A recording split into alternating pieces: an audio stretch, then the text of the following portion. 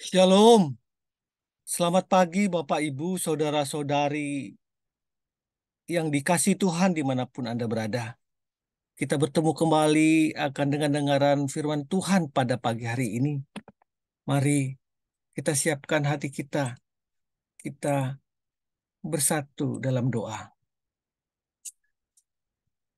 Ya Bapa yang berada dalam kerajaan surga, terima kasih Tuhan atas perlindungan penyertaan-Mu dalam istirahat, dalam tidur kami. Sehingga kami boleh melewati hari yang baru lagi di hari ini. Kami percaya Tuhan selalu menyertai kami. Tuhan tidak pernah meninggalkan kami di lembaran-lembaran hari kami yang lalu dan juga pada lembaran hari yang baru di hari ini. Bersabdalah Tuhan dalam hati kami. Kami siap untuk mendengarkan firman-Mu. Firman-Mu menjadi suluh dalam kehidupan kami. Dalam nama Tuhan Yesus. Amin.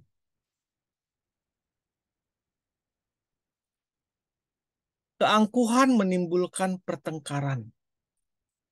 Landasan firman Tuhan diambil dari Amsal 13 ayat 10. Keangkuhan hanya menimbulkan pertengkaran, tetapi mereka yang mendengarkan nasihat mempunyai hikmat. Kita dengan mudah menemukan atau bahkan menciptakan pertengkaran.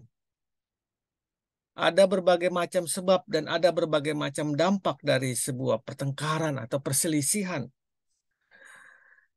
Pertengkaran diambil dari kata dasar tengkar, yang artinya berbantah atau bercekcok.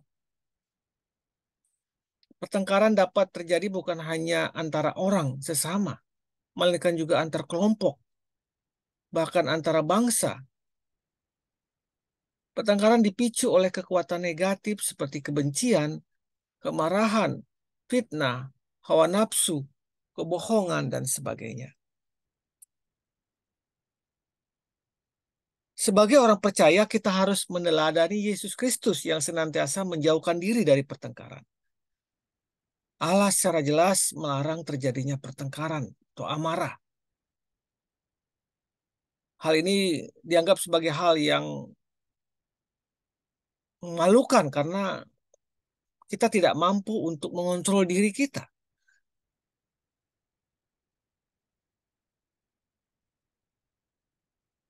Yesus mengatakan kalau harusnya kita menjauhkan diri dari pertengkaran dan mengadukan semua permasalahan kehidupan kita di dalam tangan Tuhan. Kita juga harus mengontrol lidah agar terlindungi dari pertengkaran itu.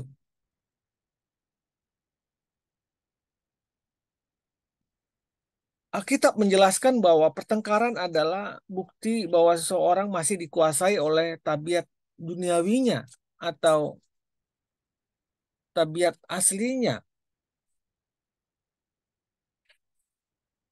Meskipun pertengkaran juga terjadi pada jemaat mula-mula. Dampak pertengkaran adalah penghujatan, ketidakadilan, kekacauan, kekejaman, kebinasaan, dan berbagai kejahatan-kejahatan yang lain. Mengatakan terjadilah juga pertengkaran di antara murid-murid Yesus. Siapakah yang dapat dianggap sebagai yang terbesar di antara mereka? Ya, egoisme adalah akar dari segala bentuk pertengkaran. Yaitu sikap merasa paling besar dan paling benar. Yesus memberikan teladan bagaimana dia membunuh egonya di kayu salib. Dalam teologi dikenal dengan istilah kenosis, yaitu sikap pengosongan diri. Bukan semata-mata agar kosong, melainkan agar dalam diri yang kosong itu Allah bisa masuk dan beracara seluas-luasnya dalam hati kita. Bapak Ibu yang dikasih Tuhan, seorang filosof Kristen, Meister Eckhart, menulis bagaimana manusia harus meniadakan hasrat dan mulai memberikan ruang kosong itu kepada Tuhan untuk berkehendak. Jika jiwa manusia sudah penuh dengan hasrat sendiri, jika hati kita ini sudah penuh dengan keinginan-keinginan kita sendiri, Tuhan tak mungkin tinggal di sana. Kosongkan dirimu, maka kamu akan dipenuhi oleh Allah. Eckhart sendiri selanjutnya mengatakan bila Tuhan diharapkan masuk, maka seluruh makhluk yang ada dalam diri kita ini harus keluar. Biar Tuhan bisa masuk. Hal ini sangat relevan dengan Matius 21 ayat 12 yang mengisahkan tindakan Yesus yang mensucikan bait Tuhan. Dalam perikop itu diceritakan bagaimana Yesus dengan sangat marah, yaitu simbolisasi kehendaknya yang sangat tinggi, mengusir para pedagang yang berjual beli di Kenisa Allah atau yang berjual beli di pelataran rumah Allah. Yesus membalikan meja penukar uang dan bangku-bangku pedagang merpati sambil berkata, rumahku akan disebut rumah doa, tetapi kamu menjadikannya sarang penyamun bagi sarang penyamun. Matius 21 ayat 12. Hal ini mengatakan simbol bahwa bait Tuhan itu adalah disebut rumah doa. Bukan kamu jadikan sarang penyamun. Artinya bait Allah itu adalah diri kita sendiri. Hati kita sendiri ya. Hati kita itu bait suci Allah itu jangan diisi oleh tempat penukar uang, bangku-bangku pedagang merpati dan sebagainya. Harus dibersihkan dari hasrat berdagang, hasrat berjual beli, hasrat mencari untung semata, hasrat barter dengan Tuhan dan sebagainya. Banyak orang baik dalam agama, berdoa, berpuasa, membantu sesama.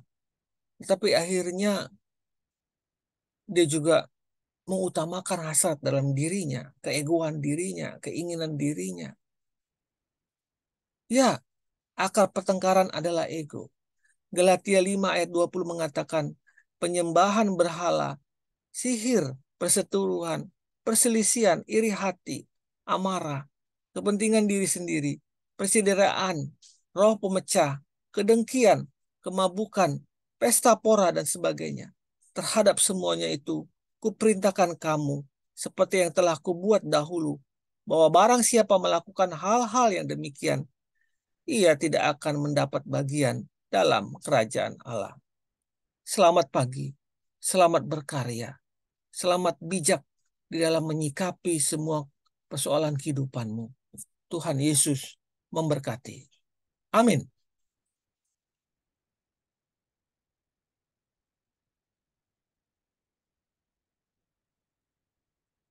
Amin.